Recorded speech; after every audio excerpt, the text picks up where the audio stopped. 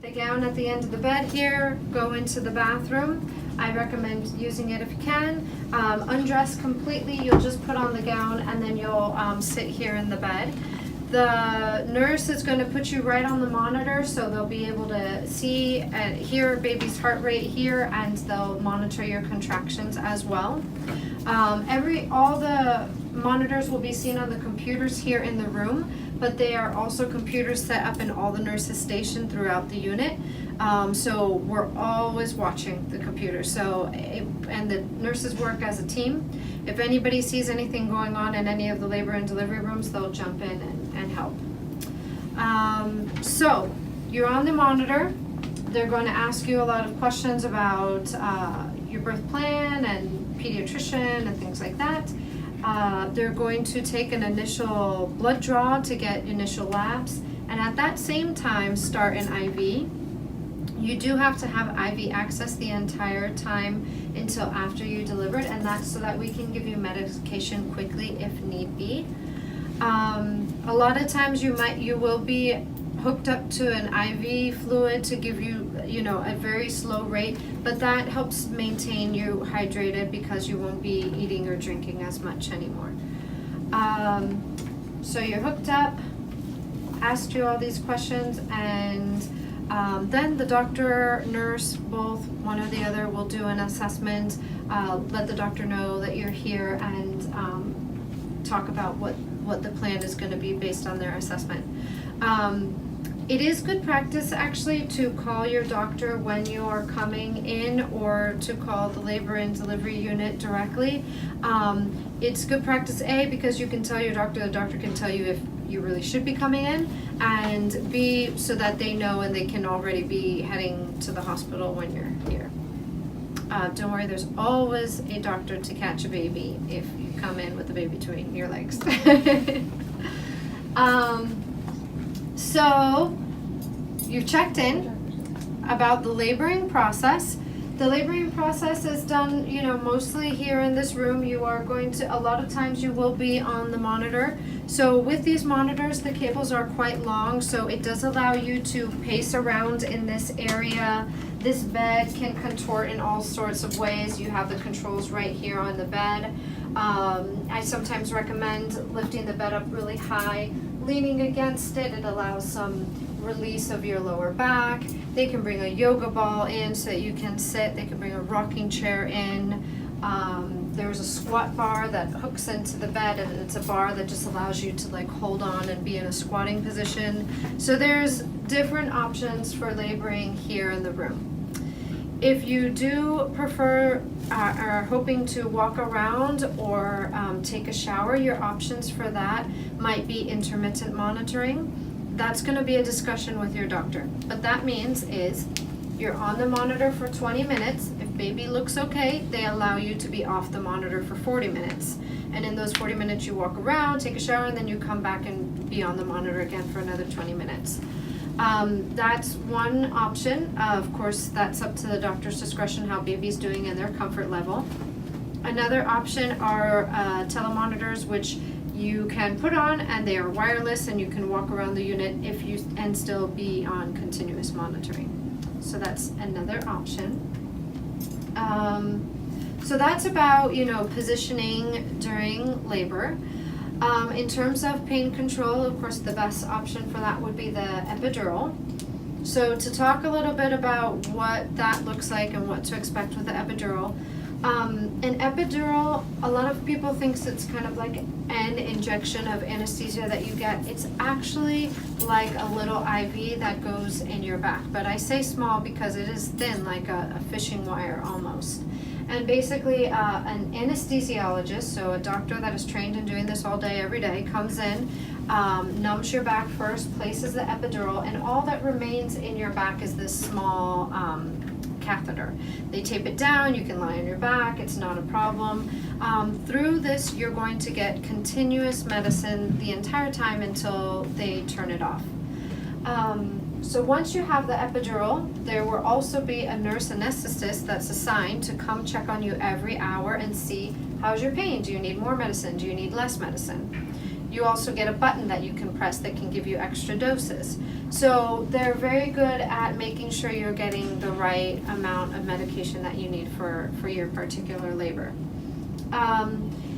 So to set clear expectations on what that's going to feel like, basically if you are at a 10 of 10 out of pain, you can't take it anymore, and we bring your pain down to a 2 or a 3 out of pain, that's kind of like some strong period cramp. That's what that would feel like. We consider that a successful epidural in bringing your pain down. A lot of times, right when you first get your epidural, you're going to feel really good. You're not going to feel any of those breakthrough pains at all, and oftentimes people will take a nap. But later on, as your labor progresses, you might start feeling more of your contractions. That's okay. That means they're getting stronger. Getting stronger means you're dilating more. That's good. And also, most importantly, it's important for you to be able to feel the contractions and feel the pressure if you're going to push effectively. If you can't feel anything, you won't know where to push, and you won't be doing good, strong pushing.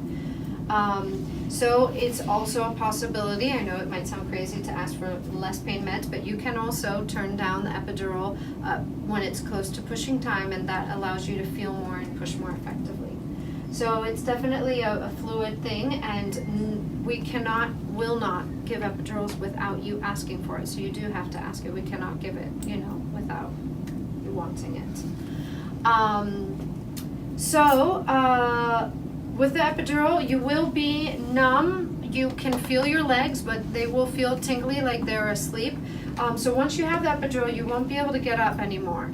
That being the case, they're going to put a urinary catheter because you won't be able to get up to go to the bathroom, and you'll labor in bed. Any questions about the epidural? I like to give one tip, which is that epidural, what it's kind of like rain on a window pane in your body. So it will kind of go path of least resistance. If you are laying on one side, which you should always be laying to one side or the other, never flat on your back when you come here, the medicine might go all to one leg. This leg is going to get really heavy and sleepy. If you start feeling some pain here, that means flip over, let the medicine fall down that way. Okay. All right, that's epidurals. Labor. Now, time for pushing. So you don't start pushing until you are 10 centimeters. 10 centimeters is considered fully dilated. A lot of times you don't start pushing right away. You allow baby to move down in the canal by itself. The more work baby does, the less work you have to do. So clear expectations on pushing means that for first-time moms, it's typically an average of an hour and a half of pushing every 2 minutes. So I'm not saying that to scare you. I'm just saying that so we're realistic, that it's not like in the movies where you push 3 times and baby comes out screaming. We would love it to be the case. Sometimes it happens, but that's rare. Typically you will be pushing for quite a long time, and you're going to be thinking, what's wrong? Why is this baby not coming out? There's nothing wrong with you. It's normal, and the nurse will be encouraging you. Dads, you also have a part. You will be holding the other leg. You will be coaching mom as well. As long as you can take it, we want no fainting dads. If you're squeamish, sit down. So that's the pushing part. Once we already see baby's head, that's when we call the doctor in. Doctor comes in, sometimes another nurse comes in to support, and they dismantle the bed. Doctor delivers the baby right here in this room. When the baby delivers, doctor typically puts baby right skin to skin, chest to chest. This helps baby regulate. It's also very comforting for mom. You guys will bond there together, and we keep the family unit together as a whole for the rest of your stay. So when it's time to recover, the nurse is going to be checking mom. She's going to be checking you every 15 minutes to check your uterus, make sure it's contracted and not bleeding. Any checks that we do on baby, we do them right here at the warmer, or even on your chest sometimes if we can manage. If the baby needs a little extra help right at delivery, NICU doctors come here to the bedroom and do their interventions here at the warmer, so we make sure that you guys are together as a family. Moms who are already comfortable with breastfeeding, go ahead, get baby right on the breast as soon as you want. If it's your first time, go ahead and try, but don't despair if you don't latch right away. It is a tricky process. The recovery is going to be, the nurse is going to be kind of checking you, checking baby. That's going to be her priority. It's usually only about an hour and a half or so. So once you move over to postpartum, the postpartum nurses are particularly good at helping you get baby latched, because that's what they do a lot of the time. And you'll have more calm and peace of mind to get baby on the breast. So it's okay if it doesn't happen right away. So we have labored, delivered, recovered. Any questions about what happens in this room? A lot. Do you always, you're hooked up to the IV, or you just put the lead in and then you can hook up if you need it after? So a lot of times you will be hooked up to the IV. If you prefer not to be, they can just leave you IV access. They can shut it off. They might need to hook it on. Sometimes if baby's not looking so good, just giving extra fluids helps baby perk up right away. You can also drink it orally, but again, because of the C-section is always, they might not want you to be guzzling lots of water either. So it's a balance. Are there lactation consultants on the floor too, or just Absolutely. Once we get over to postpartum, we'll go into that more. But yes, there are definitely lactation consultants. Any questions about labor and delivery part? Okay, so what did I do? We are going to go over to postpartum.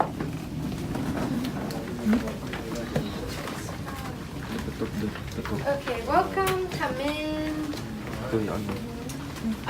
So this is an example of one of our postpartum rooms. I do not want to deceive you. This is one of our larger rooms, so don't be surprised if the other room that you get is, most of the other ones are smaller, because we no longer need all the apparatus to deliver a baby. It's literally a place where you're just going to sleep, and the hospital hours do go back to hospital 11 a.m. to 8 p.m. So you only have one overnight guest. So the one overnight guest either has the chair or the couch, or this chair that opens up lengthwise. So in postpartum, you recover from 1 to 3 days depending on your delivery type. So once you're over here, first thing we'll talk about is sleep. You're gonna once you're here, you're gonna start feeling really sleepy. So when you're holding baby, keep that in mind. If you're feeling drowsy, hand baby off to somebody or put baby there in the bassinet. You don't want to fall asleep with baby in the bed.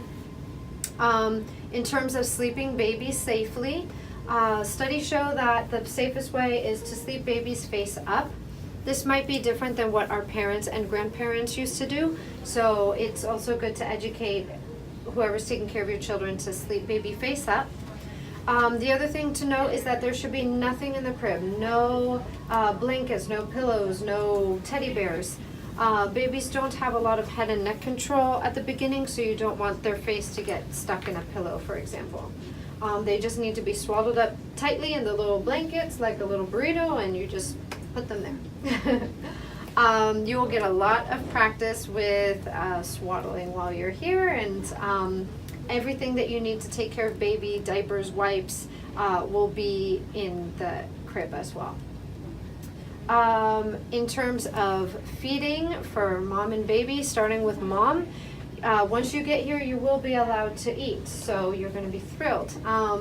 You will get 3 trays to the room a day. It's actually a menu, so you call in your own menu.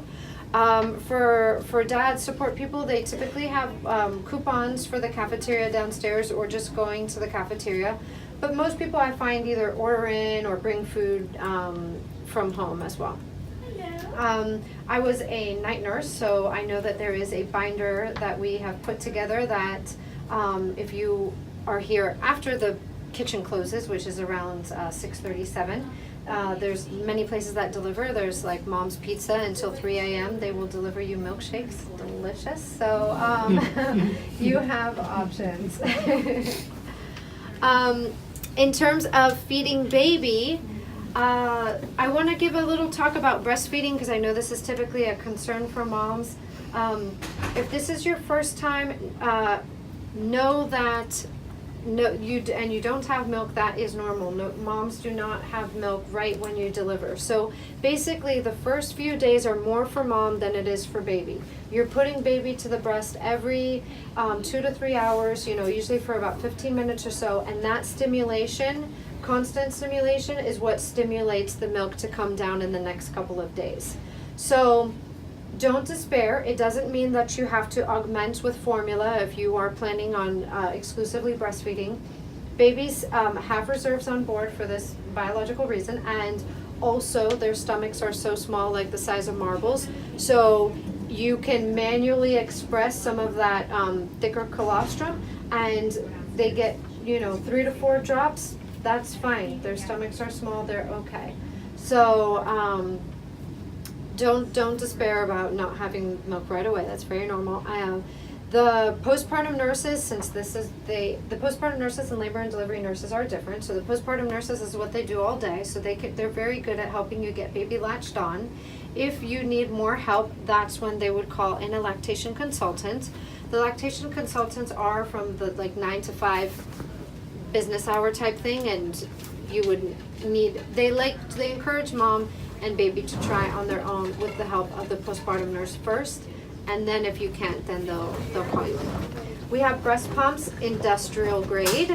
If you love them, you can rent them after, but you have the breast pumps here as well. They can help stimulate and get milk down. Sleeping, feeding, taking care of baby. So baby can be here at all times with you if that's your preference, but if you are taking a shower and you happen to be by yourself, or you need, some time to sleep on your own, you can ask baby to be cared for at the nursery, which we'll see in just a moment. If you are breastfeeding, know that they will be bringing you baby every 2 to 3 hours because they want you to, continue that breastfeeding process. But in those 2 to 3 hours, you can rest if you like. On these cribs, you're going to see these little clipboards, and there's going to be a paper attached to them. What you're going to do is you're going to note every time you feed baby what breast, how long, when time baby poos, time baby pees. The best way to see how baby is doing post-delivery is by looking at what's going in and what's going out. So the better you are at documenting, the better assessment they can have to see how baby's doing. And also, it's really helpful with the breastfeeding to remember what breast you left off on, because you'll forget. So, I did right last time, I did left now. Any questions about postpartum? There's also a mommy kit in the bathroom with these pads and wipes, and I think they even have witch hazel pads, and these pads that crack open, and they're also like an ice pack at the same time. So you've got all that in the bathroom as well. How often we clean the baby? So you won't need to clean the baby while baby's here. After delivery, usually I think they wait. It's also parent preference, but I think they typically will wait 12 hours, 6 hours, 24. There's not a very specific time, but they'll do the first bath. So I'll show you where they do the first bath when we go to the nursery. You can also request that it be done here in the bedroom if you like. But they do like to give baby a chance to keep the vernix, which is the sticky stuff, on. It's a good moisture for baby. So they don't typically bathe baby right away. All right, cool. So last stop is the nursery. And then we'll meet us there. Do the first bath typically, and they invite you to watch. Usually baby will be under this warmer here, and you can watch, baby being bathed. After the bath, hepatitis B vaccine series at the hospital. You can also choose to just do that with your pediatrician. What else happens here? In a room in the back there is where they do circumcision for your boys if you choose. It's, of course, parent choice. Pacifiers, we do not give pacifiers out automatically because that's parent choice as well. So if you want one, you can ask it from the nursery and they'll give you pacifiers here. So typically, when you're resting, nurses, babies will be hanging out here with one of the nurses here, and you can call or come get baby to come back to the room whenever you want as well. What else about here? So about identification for babies, we no longer do baby footprints. I think a lot of hospitals are not doing that. We haven't done that for a long time here. And that's because it is not a good form of identification for anybody, really. So what they do is they will take a few drops, a little DNA sample. So we take a few drops of the umbilical cord when at the delivery, no poking of baby, goes on a small piece of parchment paper, sealed in an envelope, and give it to you. You get the only copy, because we seal it in an envelope, we hand it off. So you have the only copy, so keep it safe and don't lose it. You'll sign that you've received it, and keep it somewhere safe.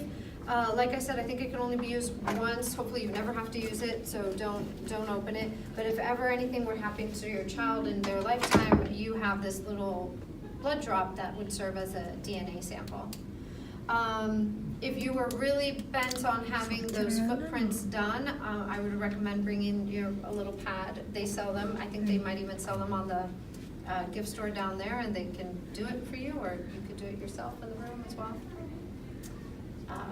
So that's that. Any questions about nursery?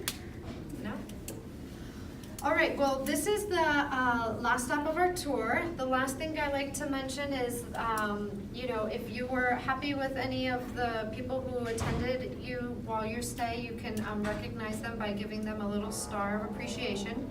So the way you do that is you would pick up the phone in any of your rooms and dial 0 that gets the operator. You can also, on your cell phone, just call the main hospital line, get the operator. And you're just gonna say, I wanna recognize Rennie from Labor and Delivery or whoever. And then next time the next day they'll get this little gold star. You can see the nurses, they'll have little gold badges on. And so everyone loves to collect their gold stars. So you can do this as many times as you want to as many people. You can give it to your doctor, to all the nurses you see, to the person who brought you your tray of food, whoever you would like to appreciate. So with that, thank you everybody. I hope that I know that this was a lot of information actually. Did Yeah. we see the waiting room for friends and family? We didn't see it, but I pointed it out. It was in the Labor and Delivery where the triage rooms in the hallway to the left at the very end. That's where your guests go. You're welcome. Okay, you're welcome. Thank you very much. Thank Yeah. you. I'm going to snake us back down to the bottom, and I will stick around at the information desk unless if someone has like a personal question they want to ask me.